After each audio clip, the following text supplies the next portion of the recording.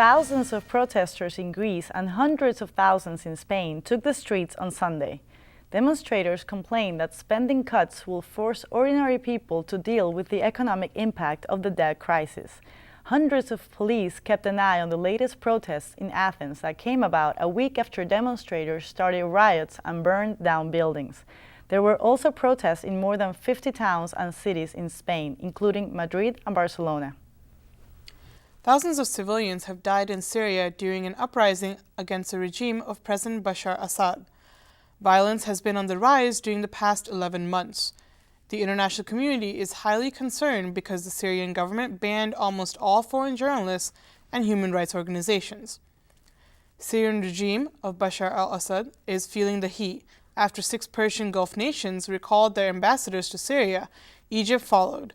Richard Roth reports the Syrian Americans are also getting frustrated and are trying to put pressure on the regime.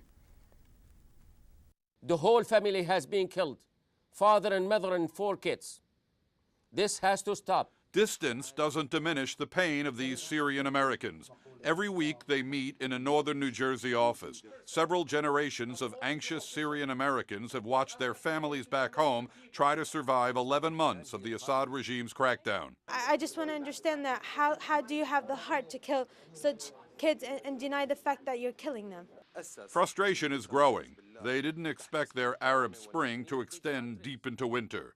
Anger at the Assad regime, but blame for those outside Syria who could get involved. I mean, the international community, they're turning their back on the Syrian, they're turning their back on everybody who needs their help. They see Russia and China's refusal at the United Nations to condemn the Syrian government, providing a green light for the attacks to continue. If Russia and China, they only see their interest, they should know from now on that their interest is with the Syrian people, not with the dictator. The dictator is going down the drain like they found Gaddafi in the drain. Free, free Syria! Free, free Syria! The group has taken their message outside their New Jersey meeting room several times by demonstrating outside the United Nations and the Russian mission. And while they see powerful countries aligned against their cause, they are determined to carry on their struggle. Even though all these forces seem to be working against us, or not working with us at least, that the power is still with the people. And this revolution is going to succeed, and our resolve just gets greater with time.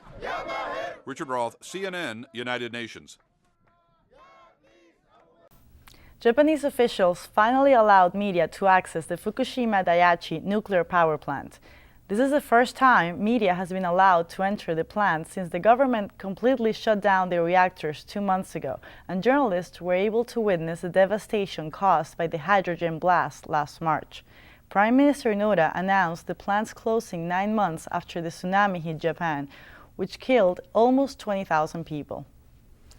Officials from the UN Nuclear Watchdog Agency arrived in Tehran today for the second time in less than a month.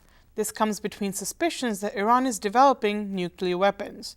To add to the tension, the UN visit comes a day after Iran cut off crude exports to British and French companies in response to European sanctions. The UN hopes the talks will clarify Iran's military intentions when it comes to their nuclear program. Mardi Gras starts tomorrow, but New Orleans has already gotten the party started with a familiar Hollywood face. We've got all the details coming up.